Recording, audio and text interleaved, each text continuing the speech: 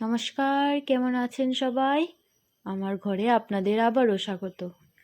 আজ উনি বললেন এই দুটো করলা দিয়ে কিছু ভালোভাবে বানানোর জন্য।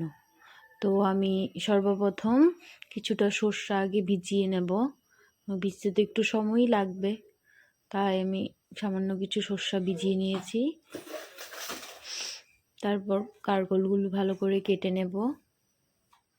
জানেন, এই যে রেসিপিটা, এটা আমার বাবার খুব প্রিয়। যদি একবার খাওয়াতে পারতাম। তো এগুলা ভালো করে কেটে নেব আমি।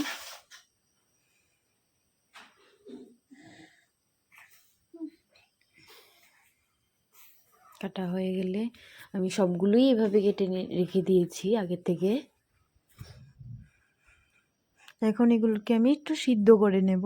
সামান্য তেল আর নুন দিয়ে এগুলো সিদ্ধ আমি করে নেব। আমার পুরগুলো সিদ্ধ হয়ে গেছে। এখন ভিতর থেকে খাসগুলো আমি ছাড়িয়ে নিয়েছি, নিয়ে একটা মিক্সিতে নিয়ে নেব। আগে পিছানোর যে আমাদের সর্ষাগুলো ছিল সেগুলো আমি এটার ভেতরে দিয়ে দেব। সর্ষা, কাঁচামরিচ আর লবণ দিয়ে এটাকে আমি একটু ভালো করে গ্রাইন্ড করে নেব। এখন ভালো করে পুরগুলো ফিল করে নিলাম। আমি যেহেতু পারি না, যা সামান্য যতটুকুই পারি ততটুকুই তোমাদের সাথে শেয়ার করছি। আবার কেউ আমাকে খারাপ বুঝো না। পুরগুলো ফিল করা হয়ে গেছে। এখন আমি কিছুটা চালের গুঁড়া, হলুদ আর লবণ দিয়ে এটাকে একটা পেস্ট বানিয়ে নেব।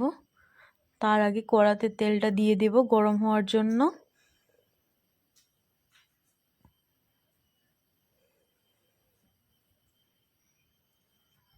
আমার পুরগুলো এখন ওই যে ব্যাটারটা আছে ওটার ভিতরে শরীরে মাখিয়ে তারপর তেলে ভাজার জন্য দিয়ে দেব।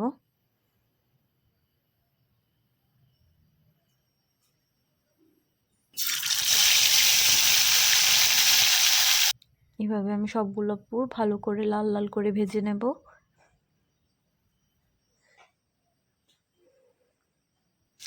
আমার পুরগুলো সবগুলো ভাজা হয়ে গেছে।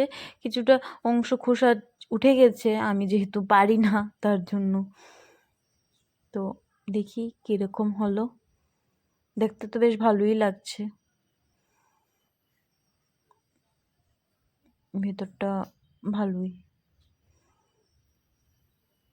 আমার কাছে খুব ভালো লেগেছে। আপনার কাছে কীরকম লাগলো আমাকে সবাই কমেন্ট করে